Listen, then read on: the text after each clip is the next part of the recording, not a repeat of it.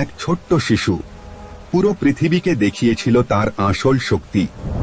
সে ছিল শ্রীকৃষ্ণ। বৃন্দাবনের মানুষ ছোট্ট কৃষ্ণকে খুব ভালোবাসত। সে বাঁশি বাজাতো আর সবাই আনন্দে নাচত।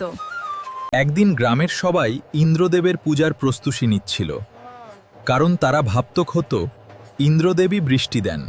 কিন্তু কৃষ্ণ হেসে বলল, আমাদের রক্ষা তো গোবর্ধন পর্বত আর প্রকৃতি করে, তাহলে পূজা তাদের হওয়া উচিত। কৃষ্ণের কথা শুনে গ্রামের মানুষ গোবর্ধন পর্বতের পূজা করল। এতে ভয়ঙ্কর রেগে গেলেন ইন্দ্রদেব। মুহূর্তের মধ্যেই শুরু হলো ভয়ঙ্কর ঝড়, বৃষ্টি, বজ্রপাত আর চারদিকে ধ্বংস। কিন্তু কৃষ্ণ একটুও ভয় পেল না। সে নিজের কনিষ্ঠ আঙুল আকাশের দিকে তুলল আর তারপর নিজের ছোট্ট আঙুলে তুলে নিল পুরো গোবর্ধন পর্বত। ইন্দ্রদেব রাগে ফেটে পড়লেন। তিনি নিজের ভয়ঙ্কর বজ্র ছুঁড়ে মারলেন গোবর্ধন পর্বতের দিকে। সবাই অবাক হয়ে চিৎকার করে উঠল, জয় শ্রীকৃষ্ণ।